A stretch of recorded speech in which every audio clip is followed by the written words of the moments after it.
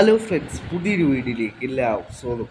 അപ്പോൾ ISLുമായി ബന്ധപ്പെട്ടുള്ള ന്യൂസുമായിട്ടാണ് ഇപ്പോൾ വന്നിട്ടുള്ളത്. ISL നിലവിലെ അനിശ്ചിതാവസ്ഥ അതേപോലെ തന്നെ തുടരുകയാണ്.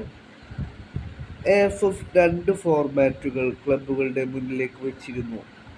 ഇപ്പോൾ ഇതാ AFF ക്ലബ്ബുകളോട് ആവശ്യപ്പെട്ടിരിക്കുകയാണ്, നാളത്തോടുകൂടി വ്യക്തത വരുത്തണം അടുത്ത സീസണിൽ ISL ക്ലബ്സ് പങ്കെടുക്കുമോ എന്നുള്ള കാര്യത്തിൽ. നാളത്തെ ദിവസം അവസാനിക്കുന്നതിന് മുമ്പ് അടുത്ത സീസണിൽ ISL കളിക്കുമോ എന്നുള്ള കാര്യത്തിൽ വ്യക്തത വരുത്തണമെന്നാണ് ഇപ്പോൾ AFF ക്ലബ്ബുകളോട് ആവശ്യപ്പെട്ടിട്ടുള്ളത്. AFF റിപ്പോർട്ട് പറയുന്നു AFFിൻ്റെ റിപ്പോർട്ടിൽ പറയുന്നു, AFCയോട് ഒരു റിലാക്സേഷൻ ആവശ്യപ്പെടണമെന്നുണ്ടെങ്കിൽ എല്ലാ ക്ലബ്സും ISLിൽ പങ്കെടുക്കണമെന്നാണ് ഇപ്പോൾ AFF ആ റിപ്പോർട്ടിൽ പറയുന്നത്.